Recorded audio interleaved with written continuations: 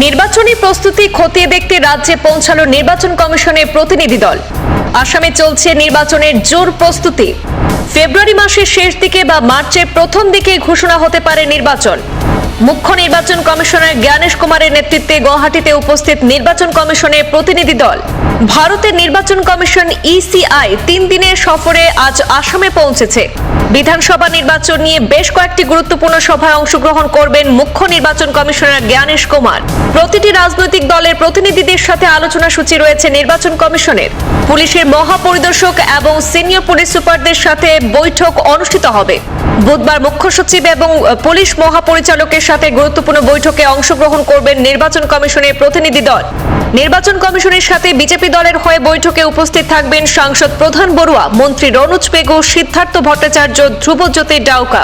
কংগ্রেস দলের হয়ে বৈঠকে উপস্থিত থাকবেন সাংসদ রকিবুল হোসেন, রিপুন বরা, প্রদীপ সরকার, রতন ইংতি।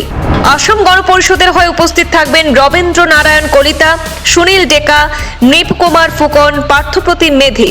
এআইইউডিএফ দলের হয়ে উপস্থিত থাকবেন আমিনুল ইসলাম, হাফিজ রফিকুল ইসলাম। রাজ্য জুড়ে যখন নির্বাচনী উত্তাপ ধীরে ধীরে বাড়ছে, ঠিক সেই সময় প্রস্তুতি খতিয়ে দেখতে গুয়াহাটিতে পৌঁছালো ভারতের নির্বাচন কমিশনের উচ্চ পর্যায়ের প্রতিনিধি দল। মুখ্য নির্বাচন কমিশনার জ্ঞানেশ কুমারের নেতৃত্বে 3 দিনের গুরুত্বপূর্ণ সফরকে ঘিরে প্রশাসনিক মহলে তৎপরতা তুঙ্গে।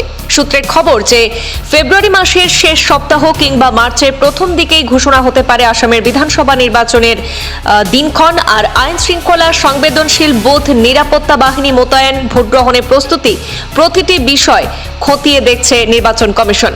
পুলিশের মহাপরিদর্শক এবং সিনিয়র পুলিশ সুপারদের সঙ্গে আলাদা বৈঠকে আলোচনা রয়েছে নির্বাচন কমিশনের। আগামীকাল বুধবার মুখ্য সচিব এবং পুলিশ মহাপরিচালকের সঙ্গে উচ্চ পর্যায়ে বৈঠকে বসবে কমিশন।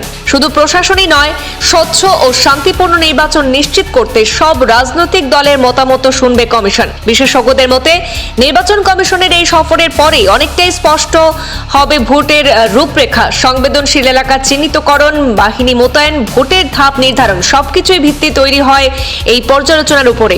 সব মিলিয়ে প্রশাসনিক প্রস্তুতি থেকে রাজনৈতিক সমীকরণ সবকিছুই এখন নির্বাচন মুখে। এখন শুধু অপেক্ষা বিধানসভা নির্বাচনের দিনক্ষণ ঘোষণার, তারপরেই আনুষ্ঠানিকভাবে শুরু হবে আসামের নির্বাচনী মহারণ।